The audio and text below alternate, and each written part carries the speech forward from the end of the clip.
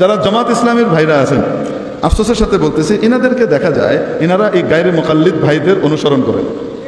এই তারাবির নামাজের ক্ষেত্রে জামাত ইসলামের ভাইদেরকে দেখা যায়, সকলকে না, বেশিরভাগই আমরা দেখি যে এনারা এই গায়রে মুকাল্লিদ আহলে হাদিস ভাইদের এই মতটাকে ফলো করেন তারাবির ক্ষেত্রে।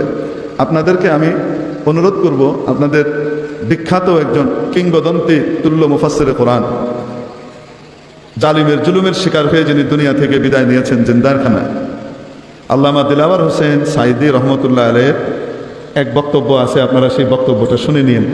আল্লামা দিলাওয়ার হোসেন সাইদি রহমতুল্লাহ আলাইহি খুব পরিষ্কারভাবে, দ্ব্যর্থহীনভাবে বলেছেন, 8 রাকাতের পিছনে পড়বেন না, ওটা তারাবি নয়, 8 রাকাত তারাবি নয়, তারাবি 20 রাকাতই।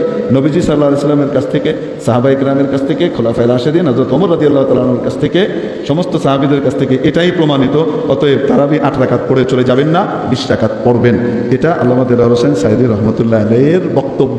এখন আমার এখানে আছে, আপনারা যদি চান তো আমি শোনাই দিতে পারি যে হুজুর আপনি নিজ থেকে বলেন নাই তো, আমি শোনাই দিতে পারি যদি আপনারা বলেন। অতএব আল্লামা সাইদি রহমতুল্লাহ আলাইহিকে আপনারা টুটাফাটা ফালতু আজকালকার এগুলোর মতো মনে করেন না।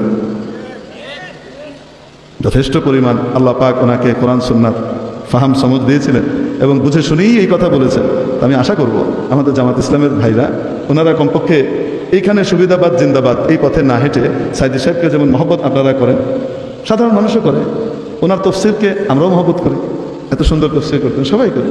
অতএব ওনার এই ক্ষেত্রে সুবিধাবাদের পথে না হেঁটে এই পথে মেহরবানি করে কোরআন সুন্নাহর পথে সহি তরিকায় হাঁটলে আল্লাহ পাক আমাদেরকে ঐক্য ধরে রাখার তৌফিক দান করবেন। তবে কেউ যদি 8 রাকাত পড়তে চান, যতই বলেন যে হুজুর পড়বো না আমি, তো তাহলে কমপক্ষে মসজিদের ভিতরে ফিতনা করেন না। যারা পড়তে চায় তাদেরকে পড়তে ভালোভাবে সুন্দর করে সহজ করে দিন। আপনি মাঝে এদিক ওদিক পরামর্শ করে দাঁড়িয়ে তারপরে ঠিক 8 রাকাত পরে উঠে দৌড় দেওয়া শুরু করেন।